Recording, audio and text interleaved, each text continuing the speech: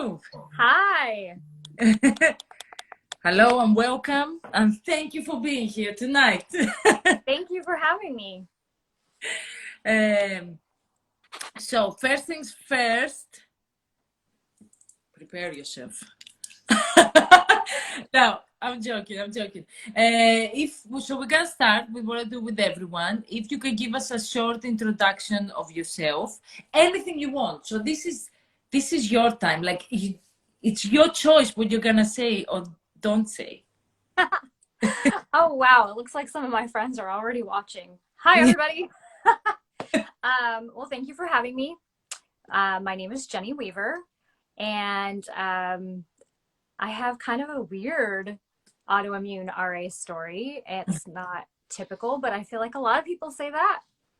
I started having, oh gosh, all kinds of strange health problems, probably a lot of them not related, I Mm. hope. But it was around 2010 I started having migraines all the time and tried some different medications for that. Some Mhm. caused some adverse reactions.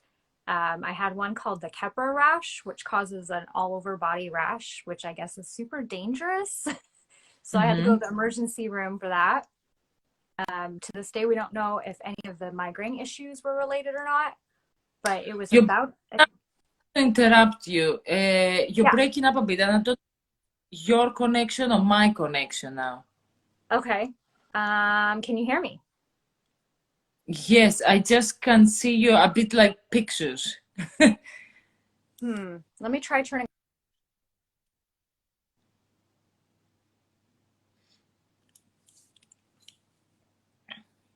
Oh, all right.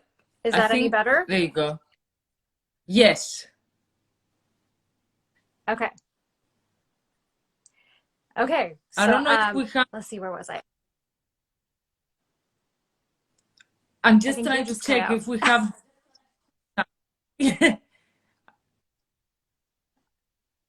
I heard part of that.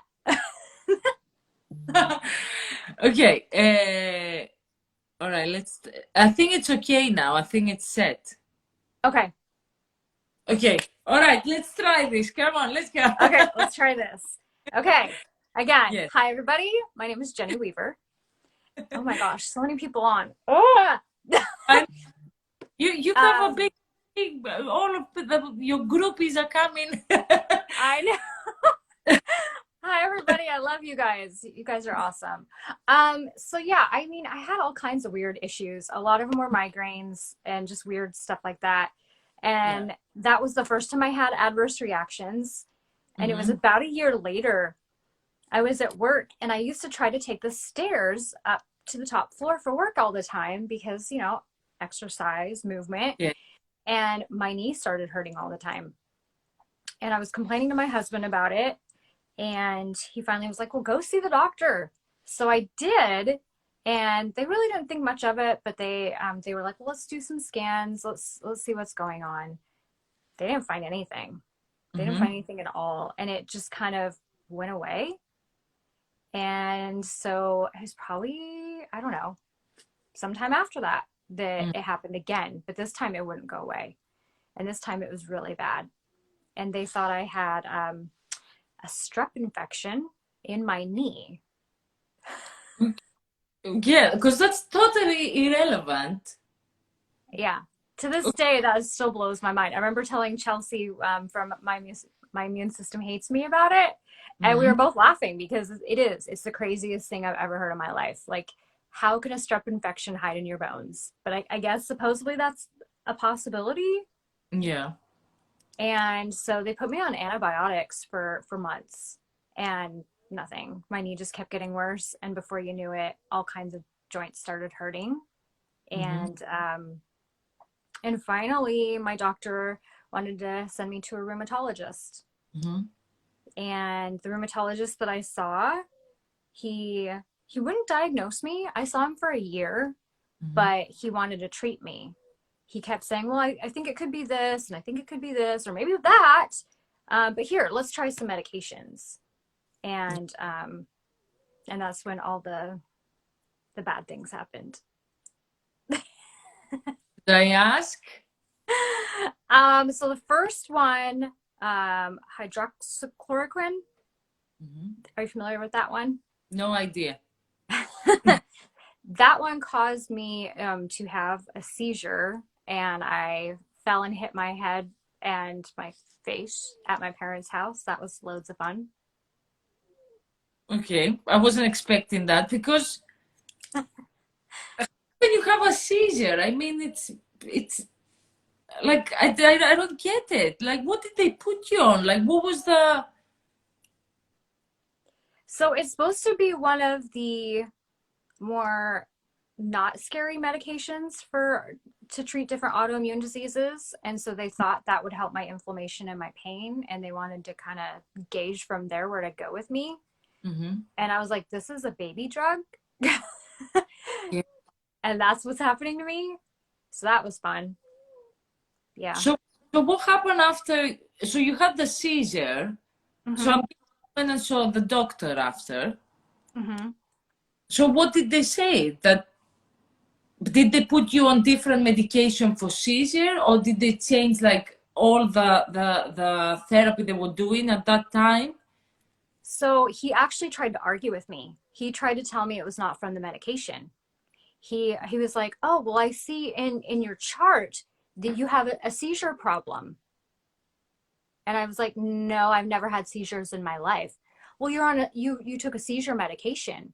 And I was like, "No, no, no, no, no. I've never taken a seizure medication. The one you're looking at is one they give people for migraines, which evidently they give to seizure patients also." Okay. So, yeah, so he tried to like turn it around and blame it on me. And I'm like, no, no, no, no, no. And so that's the first time I had to start advocating for myself and research and find out that, yeah, in some people, that particular medication can cause that to happen. Someone saying Jenny is the poster girl for medication complications. Yes, it's true. Yes, gaslighting. Yes, gaslighting at its finest. And I didn't even know that was a thing back then. Yeah. So what? How did you change that though? Because obviously you didn't know what you should take or should not take. I Yeah. mean, Well, and he hadn't even diagnosed me yet either. yes. So how did that change? Because as you say, you had like you argued with him about it. Yeah. Uh, so how did you change? Did you change doctors or how did it Not go? yet. I tried to give him a chance because everybody told me this was supposed to be the great doctor to see. That's the one everyone recommended. And I hated him. Mm.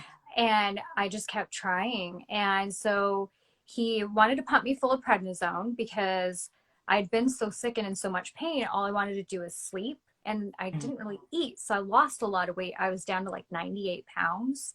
So he wanted to pump me full of prednisone to help with the inflammation, I guess. I guess Mhm. that's what it's for. And to help me gain weight. And I was like, oh, okay, thanks. Thanks. That's gonna help me. Yeah. Yeah. Uh, so when you changed, did that help? Like, so was that the only time you had the seizure, or did that Yes. That ah, was the only time. And I okay. stopped taking it immediately, even though he wanted me to try taking it longer. I feel it's like the doctors in the UK because this is how it works here. Yeah. It was awful. Yes, I can only imagine. But so what was the next step? So you started a new set of medication, right? So he started me on another one, and I'm mind blanking on the name. And it didn't do anything for me. It didn't help me at all. I mean, it caused stomach problems. Mm. Um, and by then, I was pretty done with him at that point. Mm-hmm. And so I switched doctors to someone local to me. Mm-hmm. And that one, the first time I saw him, he was like, "Okay, well, you're zero negative, so it's kind of harder to diagnose you, but you have RA." He was like, "Just looking at everything that you're telling me, everything that you're feeling, looking at your joints, you have RA. You do." And that's finally when I felt heard and I finally got my diagnosis. And that's when he started me on methotrexate.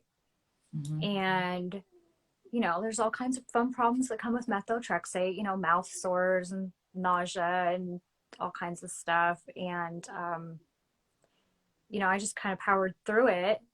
And eventually he was like, okay, that's just not enough. It's time to try infusions. And so the first one we tried was Orencia, and it was fine. It didn't really, there was not much improvement with it. He wasn't happy. And so he wanted to keep trying until we could find one that he could see a big difference with. And the first one we saw a big difference with, I believe that one was Actemra. Yeah, that one was Actemra. But my white blood count kept dipping down on that one. And so even though I had a lot of improvement joint wise, he was like, I'm sorry, we're gonna have to take you off of it. So that's when he put me on Remicade, and Remicade was my first really bad experience besides the seizure. Why? What did that cause? That caused medically induced pustular psoriasis. Okay, so what does that mean though? So at first I didn't know what was going on. I started getting little red dots on one of my legs, and they looked kind of like bug bites. Okay. But it was winter time. I mean, it was a weird time to be getting bites. And finally, my husband's like, you got to get seen. Something's going on. So I went to urgent care, and they told me that they thought I got a skin infection from the hot tub of my gym, because they said that's common. Okay. So they gave me some cream. It was about a week later that I saw my rheumatologist, and, you know, they always go through the spill of, okay, what's going on? You know, any updates, anything happened recently? And I said, oh, I had to go to urgent care, and this is what they told me. And she's like, let me look at your skin. And by then it had spread. So it was on both legs, it was on my arms, my hands, my feet, and it was hurting really bad, and it was starting to like kind of bubble. And so, yeah, so she looked at it and she was like, oh my gosh, no, he's so wrong. That's not what's wrong with you. And so she said, hold on just one second. I want to get a second opinion. And so she grabbed another one of the rheumatologists in the office, and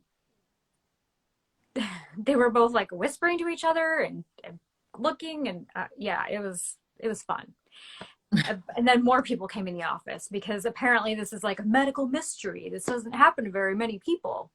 Okay. And that's when they said, so this is psoriasis, but it's not the normal kind. It's not what you would normally hear about. It's not just the kind that affects the skin. It's not psoriatic arthritis. This is medically induced. This is called pustular psoriasis. And we're sorry to tell you, but it's going to get worse before it gets better. So yeah, that was fun. And it did. It got a lot worse, and we had to try all kinds of things to try to get it better. They sent me to a dermatologist. He gave me stuff that caused it to hurt more. Even water hurt it. Basically how they describe this is it's like getting a burn from the inside out. Oh my God. And so picture someone that's, I guess, been in a fire, and you can see the burns on their skin. That's kind of what my skin was starting to look like, but it was coming from the inside out. And so I would get these spots, and they would start out just kind of a red dot or spot or bite looking thing. And before you knew it, they would get bigger and bigger and bigger, and start to blister, and pus would come out, and they would kind of start peeling like an onion. And it was very, very, very painful. Yeah. What did they give you? Because you went through a lot of medication, as you say. Yeah. Obviously, you changed a lot of doctors. So actually, so when you were diagnosed, because that was the last one, correct? That's the one that you knew exactly what you had. Right. So what did they give you in order to help? Because I don't know if it's a cream or tablets, or how does it was all kinds of things. So in the beginning, they sent me to the dermatologist, Mm-hmm. And she even warned me, she was like, I don't like our dermatologist here, but hopefully they can come up with something that can help you. Mm-hmm. And so they gave me I don't remember what it was called, but it was a spray. And I remember spraying it on, and it honestly felt like I was spraying acid on my skin. And I remember crying in the bathroom and my husband coming in to check on me. And both of us being like, okay, isn't this supposed to help, like alleviate the pain? But it was making it worse. And so then I was like, okay, I'm done with the dermatologist. This is not helping. And the rheumatologist said, well, the problem is I think they're called the anti-TNF medications that we give to people with psoriasis and psoriatic arthritis. Those won't help you because that is what caused you to get it. And so it was kind of a really hard situation to figure out how to heal it. And they gave me, I can't even remember what it was called, but it was one of those ones in the giant pen that you have to like pound on your leg and it injects it into you. Not like a epilim pen. Kind of like an EpiPen, Yeah. but some kind of autoimmune medication. I don't remember what it's called. And my skin started to get a little better, Mm-hmm. but it was still happening. And so they just kept saying, okay, let's try something else. Um, they finally tried me on a medication called Otezla, and it's a tablet. Mm-hmm. And that was the first thing that finally made my skin start to heal. So once you started taking that, you were actually much better. Is that what you're taking up until now that I'm helps? I'm still on it. In fact, what happened was in the midst of all that, they were still trying to find a infusion medication to help with my joints, but also to help with my skin now. And so she's at the beginning of this whole thing, she said, I don't think it's a classification problem. I think it's just this particular medication. And so we tried me on Simponi. Well, Simponi's in the same class. Mm-hmm. So it happened again. And that's when she sat me down and she said, I'm really sorry. It's a classification problem. You're going to have this for the rest of your life now. We can treat it, we can heal it, but if you don't take the medication, it'll always come back. And so you have a second diagnosis. And so I can't take the anti-TNF, so I can't have like Enbrel or Humira or any of those. Any Mm-hmm. of the things that would normally heal psoriasis will just make it worse. And so I'm on the Otezla for life. And recently I've been flaring a lot joint wise, so they added back in the methotrexate. But yeah. Um, so how does okay, so is it something that let's say your parents had or your grandparents? Like how is it caused? Like do you Um, know that? the RA or the psoriasis? Or both, let's say. Okay, so I mean, they said that sometimes it can be genetic, but sometimes it just happens with people. The only person that has been diagnosed in my family genetics wise with rheumatoid arthritis was my great grandma, and Mm-hmm. she was absolutely crippled and in a wheelchair. And that was back in the days of, you know, here's some ibuprofen. That's the best we can do for you. And the stories my mom told me were like, it was so bad. Like her hands were just curled in and she couldn't do anything. She was wheelchair bound. Her feet were so bad that they would cut holes in the sides of her shoes to make her shoes fit on her feet easier. And yeah, that's the only person I know about in my family. There's a lot of other autoimmune issues in my genetic background, but like my parents, my brothers, they all seem pretty fine. I mean, my mom has regular aging arthritis, like a lot of adults do, but that's it. So does that get worse in time? Like the older you would get? Have they It told? it can if it's not treated properly or aggressively, and I think that's what it was, you know, this started happening to me when I was about 30.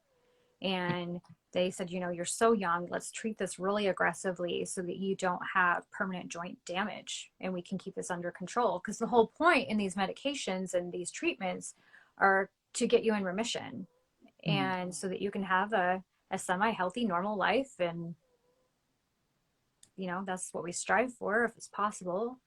And there's been times where I've felt pretty normal. And Mm. yeah, I mean, I have a lot of scarring from the psoriasis. And that's just something I have to deal with. But as long as I take my meds, I'm pretty okay now, mostly. So what does it affect mostly? It affects, so you have joint pains, Hmm. and at the same time you have the, as you say, the skin, correct? Right. So as for the skin, I mean, you said that sometimes like even water was making you feel pain. Hmm. Isn't there, because I was reading that sometimes maybe in the winter it's better or it's worse for some people. Then I read that sun actually helps. So I'm guessing it's different for every person. Yeah, I think it definitely depends. So sunshine is definitely good for psoriasis. Mm-hmm. Um, and even, tanning. I've even tried that to help with my skin. Um, or the red light therapy. A lot of people recommend red light therapy. So I definitely feel like skin wise, my skin's the best in the summer. During the winter, it's cold, it's dry, the weather changes. And so sometimes the palms of my hands will break out and I'll just get little pustules and it could be from washing my hands too much or whatever's going on. Um, yeah, so just kind of gotta pay attention to what's going on in the weather, pay attention to what's going on with me, and listen to what my body needs from me. You see, people are loving you here. You look amazing, and sharing is so helpful. There you go. That's the last comment I saw, because I saw people writing, but I'm reading everything. I just don't want to interrupt you. I've read a few, and Yeah. oh gosh, you guys are wonderful. Colleen, I love you. I wore pink for you, Colleen. I'm wearing, so there you go. Yeah, she's all about that pink. So I put glitter on and everything just for her. I said to her, we are going to do a live at some point, so we Oh, we will. there's my daughter too. Yes, COVID has not helped with pustular psoriasis. So my daughter Mhm. has started having some weird skin issues, and bless her heart. And it started at the beginning of COVID, and they tried to tell her it was eczema at the stupid dermatologist again, and it's not. I'm looking at her hands, and it's not. It's eating away at the skin right along here, and it's starting to look like it's peeling, and it just reminds me so much of psoriasis. Mhm. And so I finally said, let's get you into the regular doctor that will take you seriously. And I told her I really want her to get her blood taken and start checking for autoimmune, just because I love her and I want to protect her. Yeah. Yes, she did. Yes, Madison. They actually, okay, so she has a tendency to chew on her nails. Okay. She's a nail biter. It's kind of an anxiety thing. Yeah. They looked at her fingernails, and then they looked at her hands, and they said to Mhm. her, "Do you chew on your hands?" Mhm. Like, what doctor says that to somebody? They No, I asked her if she chews on her own mean, hands. but I mean, as if that was the case, it would only be like around that area. It wouldn't be because you said you're noticing, It's like, all in yeah, here. Who would be sitting there yeah. gnawing on their own hand? That's what I'm saying. Like, if it was just the nails, I would be like, okay, probably I would ask the same if I was a doctor.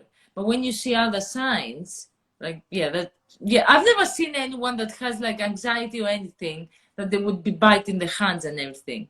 But I mean, you never know. But I've never seen it. So, I'm telling you, there's so many weird doctors out there.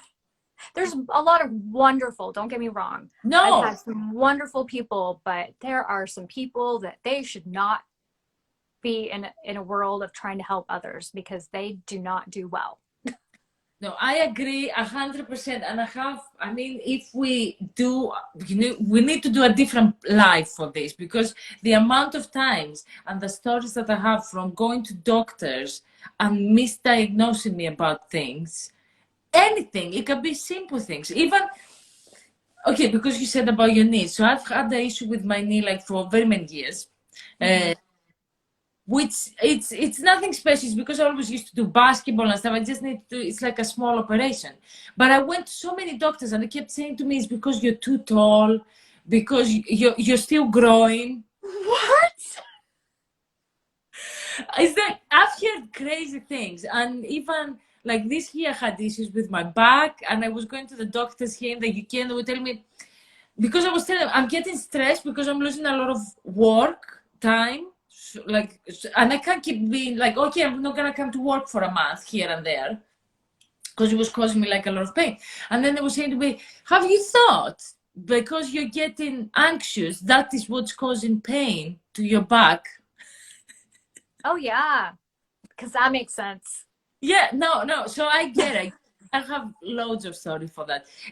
But because you said that about your daughter, I wanted to ask you because when I was like googling information before our live, it said like what is the difference between like because a lot of people get confused with like eczema and psoriasis. So I wanted to ask what are the difference? Okay, so supposedly the difference is, and by all means, I'm not positive on this, but this is what we've been told, is that eczema can still have pustules in some people, but it's more of a clear liquid. And Okay. if it's psoriasis and you get pustules, it's more of a pus. And Mm. so I guess it just looks a little different, but it can still look similar. But her hands just amaze me, and they always look like they're sore. And some of the descriptions that she's given me, like, if I'm sorry, but you should be able to put your hands in water without them hurting. No, yeah, because it doesn't make any sense, as you say. Like water usually helps, like with everything. Yeah, water is supposed to be soothing, right? Yeah, sure. But so whether it's cold water or warm water, neither of them help. Yeah, Neither. Okay. neither. Yeah. Isn't there something? I'm just asking because I have no idea, and I'm guessing whoever's, not Yeah. everyone. That's why I'm also asking. Is Yeah. because let's say you have like an injury, they usually use spray, which like makes your hand like Yeah. ice cold. Yeah. Yeah. Yeah. Like that help? Isn't there something? I don't know. I'm just Yeah. asking. I don't know. I don't know. I know that for me, at a very desperate time, I would use like aloe vera gel, Mhm. and or even the aloe vera that had the what's it called? The stuff that's supposed to help kind of numb it. Lidocaine? I Yeah. don't know, to be I think honest. that's what it's called. I think that's what it's called. And so I would, in desperate times, I would lather that on my legs. But there is one thing I have a brother-in-law that recommended a lotion that he uses for his psoriasis. And that is the one thing I buy it off of Amazon like no other. I buy in bulk because it is the one thing that has helped me. I give it to everybody. It's called Utter Balm, Okay. and it's in like a green and white tube. I mean, you can get it in like jars and everything, but it is the one thing that seems really soothing on psoriasis. Can I ask you about your gloves? Yeah. Okay. Because in them in your Instagram page, and then I saw you did a post that you were saying that you wish you had found them like years back and everything. But what do they help? Like, what do they do exactly? So, okay, so these are compression gloves, and what they do, they're like nice and stretchy, but they give just the right amount of pressure on the joints that it alleviates some pain. And one thing that from Google that I found is they recommend to actually sleep with them. That it's supposed to kind of just somehow help with inflammation and pain, and so you can hopefully wake up not feeling in as much pain. I don't go to sleep in them. It feels weird to me. I can't even sleep in socks, so trying to sleep with these on would be so weird. But I take them with me everywhere. I keep a set in my purse, and so I put them on anytime my hands start to feel achy. If I have to do a lot of typing at work or anything like that, I just grab those suckers and put them on because I don't know, it just, the pressure, it sounds so strange to say that I need the pressure, but it feels good. No, I get what you're saying. It's just because I mean they seem very comfy. So, Yeah. but because you also said that you had like pains in your knees and things, like, is there something else that you could wear? Because that's for the hands. Like, can you also Yeah. get, or I don't know, like, So I think so. So I've seen like compression socks, and I think I've seen some people that have gotten ones for their knees and elbows and stuff like that. I've never tried them. mhm. I probably should. but but I have compression socks, I have my compression gloves, and they definitely help a lot. Compression is great for so many things. I agree. It really is. And it was funny because when I first started having all the joint problems, people would always say, "Hey, you should go get massages. That would help." And I was like, "Are you kidding me? I don't want anyone touching me." Like the idea of someone touching me, but now it's almost like that pressure, it helps somehow. It's a miracle. Doesn't, I mean, depends again. Wouldn't like swimming help? Maybe. Yes, Oh, yes, it does. So, in the beginning, I actually did some water aerobics classes with all the old ladies at the gym. I was the youngest person. That was super fun. Yeah, always. but it felt so good. You can actually get some exercise without feeling like you're putting Mm. unnecessary pain and pressure on your joints. It's very beneficial. Um, I have compression gloves, the whole pack. Gloves, socks, knee sleeves, and elbow sleeves. Oh, I'm not surprised. She's a dancer. She's gonna need it all. My God. Yeah. Uh, so where can you? So is okay. So this is for whoever is interested now. Okay. Where can you actually find them? So do you just Google them? Can you find them anywhere? So, I mean, you can, but these ones are my favorite. I get them from Grace Enable. Okay. And there's actually a link in my bio on my page. I've actually chatted with the lady. She's super, super nice. Mhm. She's originally from the UK, I believe.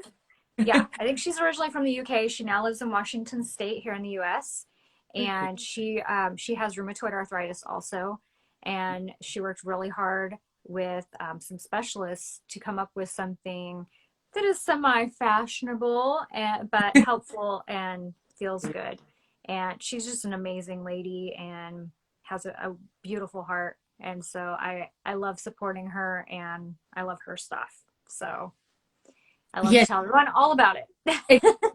we need a shout out for her. So Yes. Big shout out, Grace Nable. Oh, yep. Okay. Thank you, Chelsea. the one step ahead. There you go.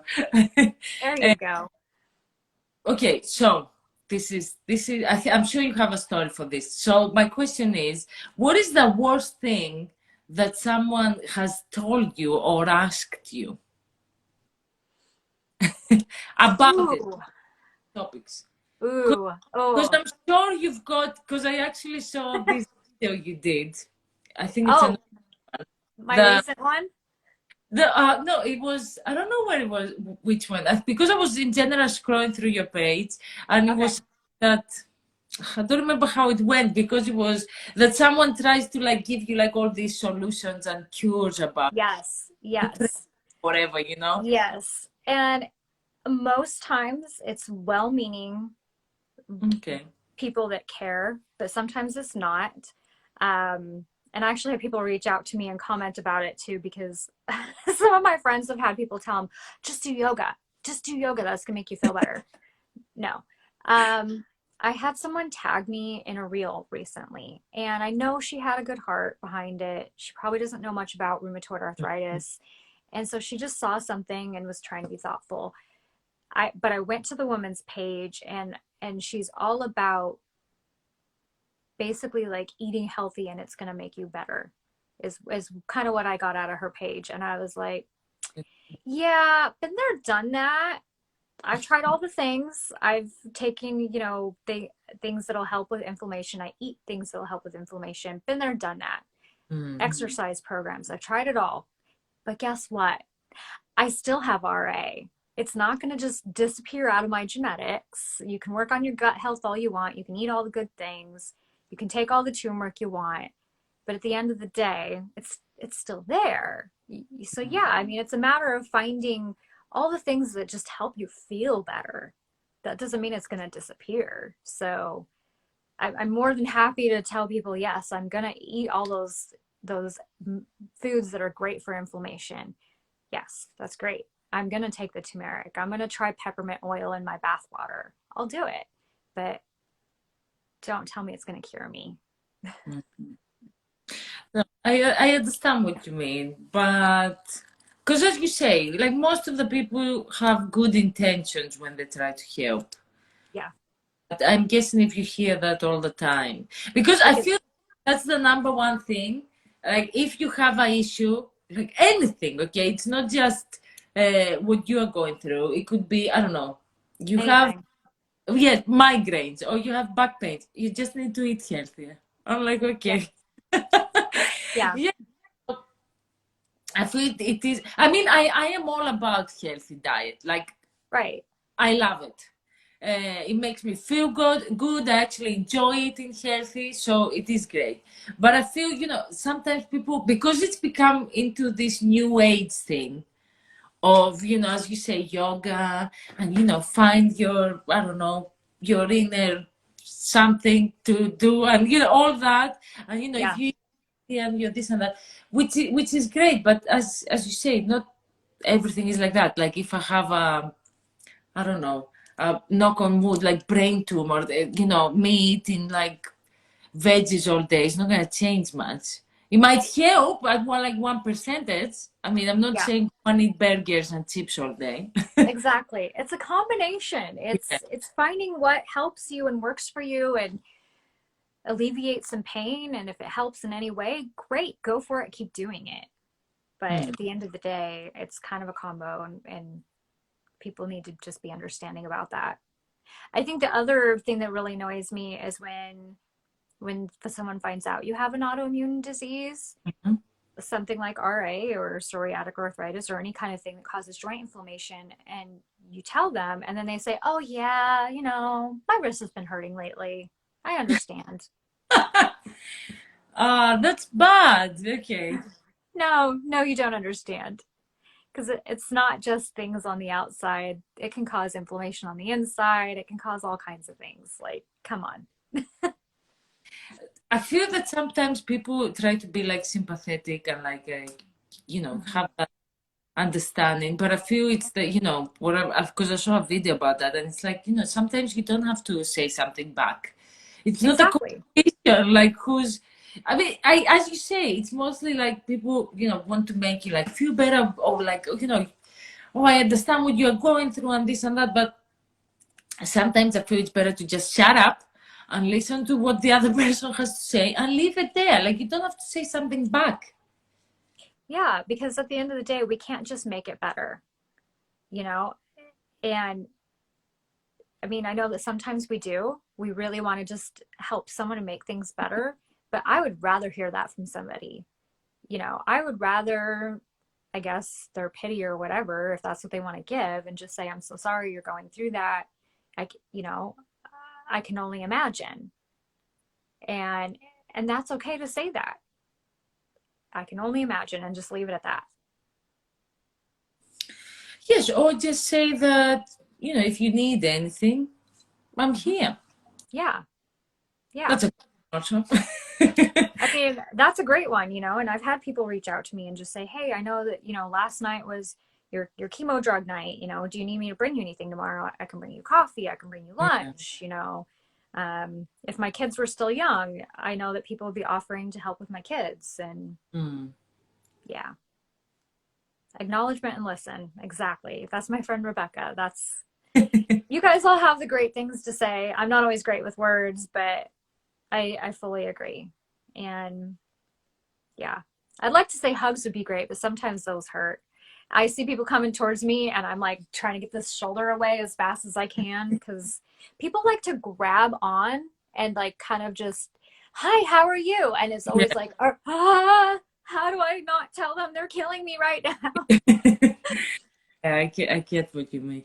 But okay, so is the pain like everywhere? Or like how is it? Is it like, let's say, today is a bit better because like how is, let's say, your week? Okay. Honestly, every day, every month, every week is always different. You just never know. You know, Mm. some days I could wake up and I'm feeling pretty okay. Maybe I'm a little stiff, a little sore, but I'm okay. Other days I'm waking up and I'm complaining to my husband and I'm like, oh my gosh, my hip hurts, my shoulder hurts, my hands hurt. I feel like I'm falling apart today. And does it hurt all day? I mean, it can hurt all day. I mean, it really can, but sometimes not. Sometimes it's just, maybe I sat or laid the wrong way. I mean, that happens to me all the time. Sometimes I just laid the wrong way when I'm sleeping. Mhm. And maybe I rolled over and I was laying on this shoulder, and now I wake up and this shoulder hurts for a couple hours, but maybe I take some Tylenol and ice it and heat it and whatever I need to do, and maybe it's feeling better later. Maybe sometimes I just haven't been moving something enough and I need to really get moving and lubricate my joints. It's a matter of getting to know our bodies and knowing what we need to do to help ourselves. Yes, and it's something that you haven't had your whole life, Mm-hmm. so not as easy as someone that's what I was saying at the live I had yesterday or the day before, I don't remember when it was, that it's different for someone that's born with something.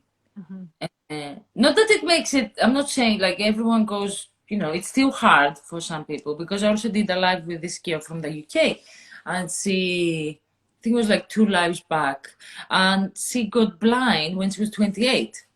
So, yeah, so she's managed like to do this business now with makeup for blind people, and she's doing great. And she's like, yeah, okay, it's I'm appreciating everything and this and that, but that's what she was saying, that it's really different than if she was actually born with it.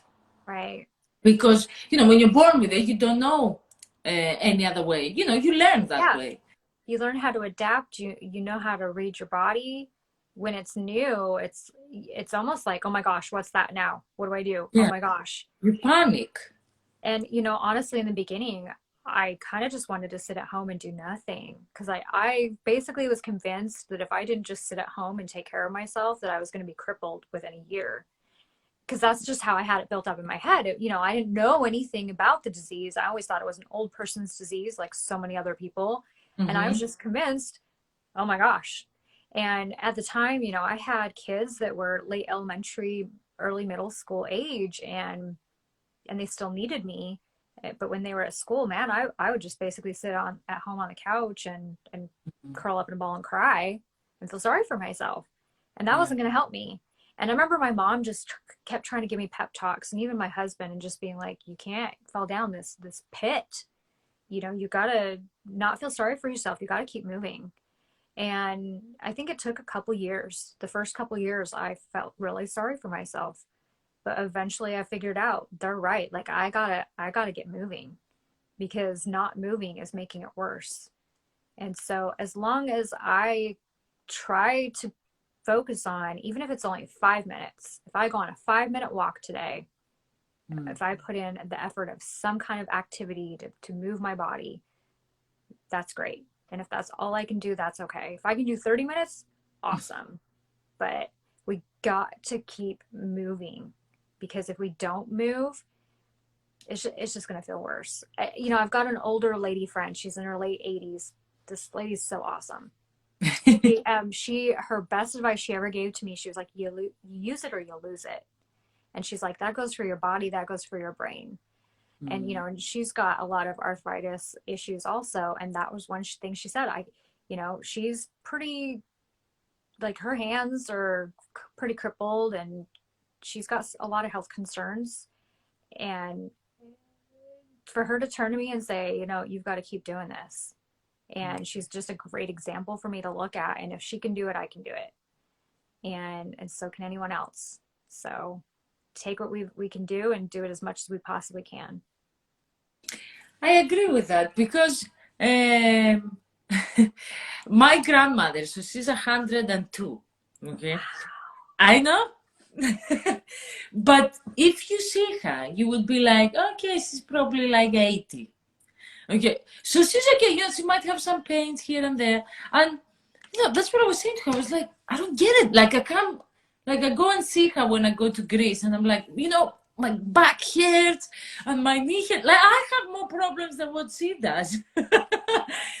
And that's what she keeps saying to me. She's like, you know, you need to keep going. Like you can't, because she doesn't want anyone to help her. Like, so she doesn't want, because my parents are like, you know what, you need to move in with us. Like, you know, this is enough now. Like, or, you know, like have someone. So, you know, they're trying to get all this help for her. And she's like, no, because the moment I move in with you guys, like I won't be doing anything. Yeah. Because my mom will be cooking for her. Or if we have a lady, you know, just like a carer to take care of her and everything. Yeah, she won't have to clean. Like she won't have to, you know, the carer will help her to like have a bath and everything. Or like clean her house. And she doesn't want that. She's like, because if I do that, then that's the end of me. Because I need to keep myself going. Exactly. And she does. So she keeps herself like, I'm gonna clean this, I'm gonna do this, I'm gonna cook. And she plays like, you know, Sudoku, like math games and things like that. Because, you know, to keep her brain going. And Exactly. it's amazing because I'm like, yeah, I need to start copying that behavior. Oh, It's because that's true. yes. It's true. They That's know better. awesome. She sounds like an awesome lady. I love people like that. Yes, no, see, and that's what, because you said this lady also is the same. Like, you know, you need to keep going. Hmm. Yeah. So yes, Those are movement. those are the most motivating and uplifting people. We all Yeah, need those kind of people in our lives to look at because they're such a good example of who we need to be. yeah. No, for sure. I want to ask because you said, you know, about this lady and, you know, she's your friend and everything. Is there a community that you know, someone can join or that you are in? Whether it's, you know, locally or someone can like find like a page on Instagram. I mean, your page is like, if someone follows your page, you know, you have everything there. I feel it's a community, you get motivation, like, because your page is amazing. Like, if someone checks it out, which you have to, whoever has, Thank um, you. but yes, is there somewhere someone can join? The one I recommend the most, I mean, I Okay. recommend so many, but one that's big in my life is it's Chelsea with My Immune System Hates Me. She has a podcast that's really good, but she Mhm. also started a support group for other people with rheumatoid arthritis. And we meet every Thursday through Zoom. And Okay. so if you go to her page, she's got a link. And I don't know, I met so many amazing people from her. Um, I don't know. Yeah, I've met so many amazing people on here. I try not to laugh as I read people's comments and Yeah. see people, but gosh, I don't want to forget anybody. But we have a little group. I even made a little Spoonie group chat for all of us Spoonies, and I've added people that don't have RA because they're, you can have conditions in your life that make your energy level not the same as a normal everyday healthy person. And so I wanted to reach out to people that have anxiety or depression or Crohn's or whatever. I mean, we all have the things. And so we have this fun little Spoonies group, and sometimes we do collaborated reels together. We did one where we like throw a spoon to each other, and it was super fun. Yes, I saw that one. Yeah, and so I mean, I've met so many amazing people. But Chelsea, man, she's a rock star. I've met so many people from her, and she's been a definite motivating factor for me. How come? What is it with the spoons, though? So, okay, if you are not familiar with spoon theory, I'm not going to remember this lady's name, but there's a lady that was trying to figure out how to tell her friends about her having lupus. I believe it was lupus. Okay. And I think they were out to lunch, and she grabbed a spoon off the table and she said, "Okay, I'm gonna use a spoon to give an example of what goes on with my autoimmune conditions." So I guess she grabbed more spoons and she referred to them as being her energy. And she said, I could wake up with 12 spoons today, and that's how many I have to use and spend for the day. Now, I might have a list of things, but each one is going to take so many spoons. Mm-hmm. So let's figure out how much I can accomplish today. Okay. And so I actually, a guy at work, I did this to him. I made a video. You can find it on my page if you want. It's really corny. But I grabbed a bunch of plastic spoons, didn't tell him what I was doing, sat him down, and I was like, okay, how'd you start your day? I woke up and helped with my kids. I threw a spoon at him.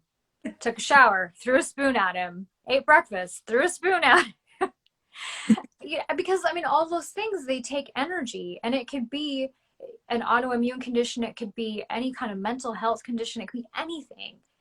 We all have things that take from us, and sometimes we just don't have it in us to do the whole list of things. And so the spoon theory is a great way of explaining to everyone your battery life. So spoons. Yeah, I love that story because I was wondering, I was like, maybe it's a term or something that I don't know, and haven't done enough research. Yep, But it's spoonies. yeah, I like ponies. It's so cute. So I love it. It's something fun and unique, and I love telling people about it. I'm probably really corny at explaining it, but that's okay. no, it doesn't matter. It doesn't matter. There's one more question I want to ask you because Yeah. I'm sure everyone has, like, when someone sees a skin condition, the first thing that they think is it contagious? How, like, I feel that's the first thing that, you know, people get funny with things like that. So, like, how do you reply to people as such? I Like, mean, yes. yeah, well, I mean, I definitely don't think there's something wrong with you. You didn't do this to yourself. So if you wake up one day and you notice that you have some weird thing going on, a lesion or whatever it is that's going on, it's okay to see the doctor. And if you don't agree with what the doctor's saying or whatever they're using to help you, you don't agree, get a second opinion, get a third opinion, do whatever you have to do the research, be a good advocate for yourself, because no one else is going to do it for us. You know, maybe we have a loved one that's going to support us and help, you know, the best they can. But really, at the end of the day, it's up to us to fight for ourselves. We can't just sit back and hope that life is going to happen for us. And so when it comes to these skin things, whatever it may be, you know, I don't care if it's a wart or whatever, but if there's something, I don't know, a mole, go see your doctor if you're concerned. You know, because I don't know, what if it's skin cancer and you ignored it and you were afraid and embarrassed? I mean, it can be anything. You don't want to just hide and pretend it's going to go away. So. No, I agree because I feel everyone does that. Well, not everyone, but most people. We see something and we're like, oh, you know what? We will see how it goes, and then I will go and check it, and you leave it.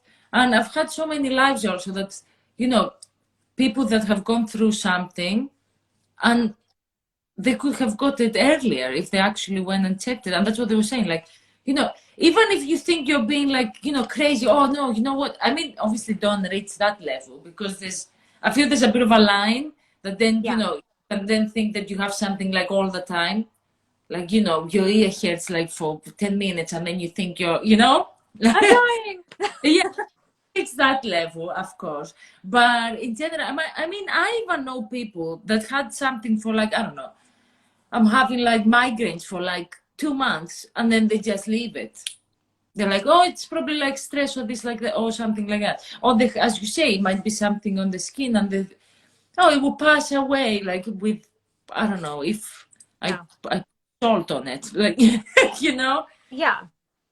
Yeah, I mean, because some things are going to pass. I mean, if it's a pimple or something like that, yeah, I mean, eventually it's going to pass. We have normal things that happen to all of us, but there are things that you have to be careful. You don't want to mess with that.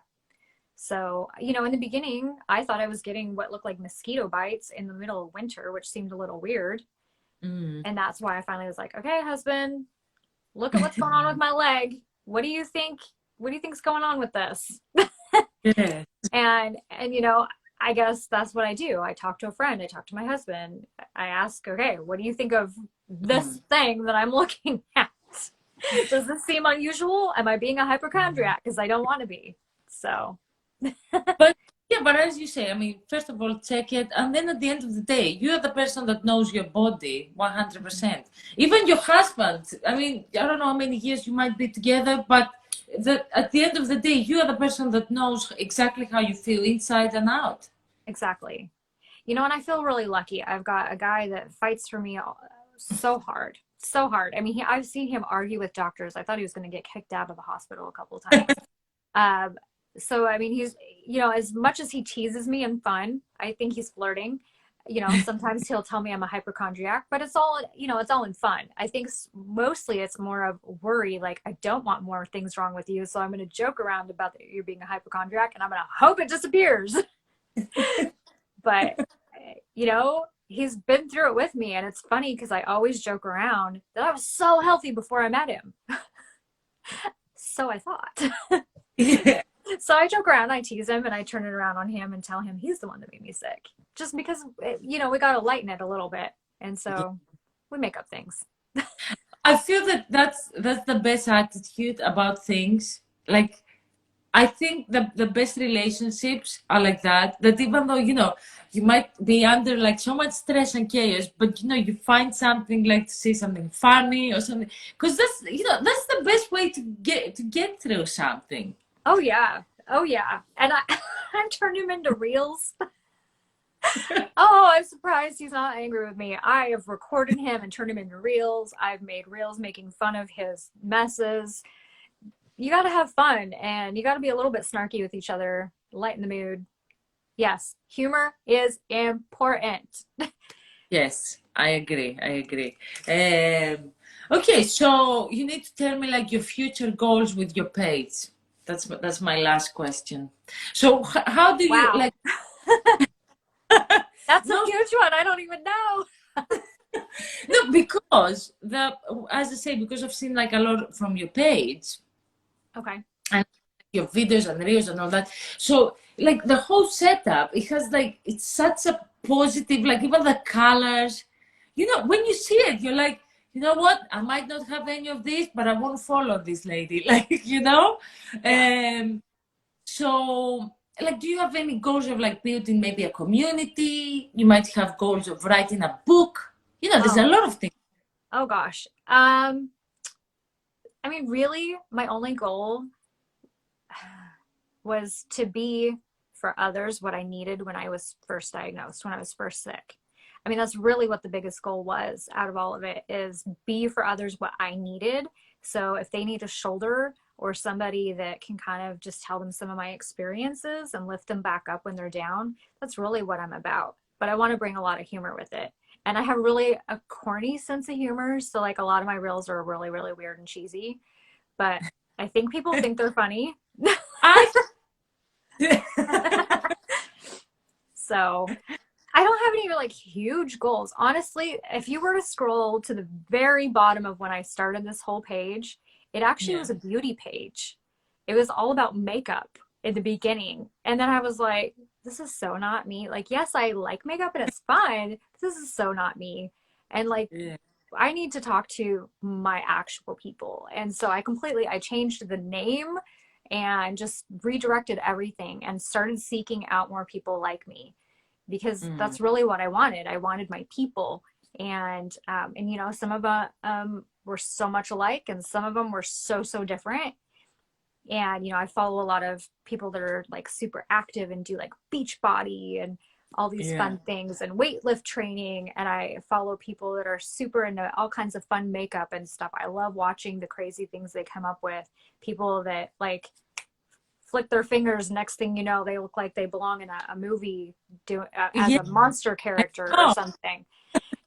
Yeah. I mean, I follow all kinds of fun people. And I want all people to feel welcome in my page as well. But I don't know. I don't have a huge goal. It's just really about being there for others and trying to teach people about the things that some of us deal with. I think that's So, the best goal, and it will lead you. That when you have such a goal, because the live I did when I did was the last one. I don't know, it was yesterday or the day before. That's what the guy asked me. Like, he said to me, like, okay, why are you doing like this? Like with the face the elephant. I was like, I can't really pinpoint why I'm doing it. I'm just happy when I do it because I feel like I'm spreading awareness and at the same time I'm helping people and it's like and that's enough for me. I don't know where it's going. I don't really care like how many people like follow or don't follow. And because I think I don't care for those things, I'm actually like enjoying this journey of where it's taking me. So I Yeah. think it's amazing. It doesn't matter about the rest. Yeah. We figure it out as we go, and that's all that matters. Yeah. Thank you so much for today. It was amazing. I Thank loved you it. so much. It was very positive. I loved it. Thank Uh, you. whoever's not following you from this live that's in here needs to go and follow you. Because it doesn't matter because it's such a fun page that it doesn't matter. You don't have to go and find out like as you know about your condition and anything. Just follow and like she will make your day. Well, So thank you. thank you again, and I really hope we do a part 2 in the future. Absolutely. I super appreciate you. This was super fun. I know I was nervous and scared, but I always am. So, but this is fun and it was fun to meet you. And yeah, Yeah, you're an expert now, so part 2 will be even better. yeah. I don't know what we'll talk about. We can find something. We'll find something. Thank you so much. Hope you have a lovely day. And Thank we will... you. All right. Have a good night. Thank you for everyone. Bye, Bye. everybody.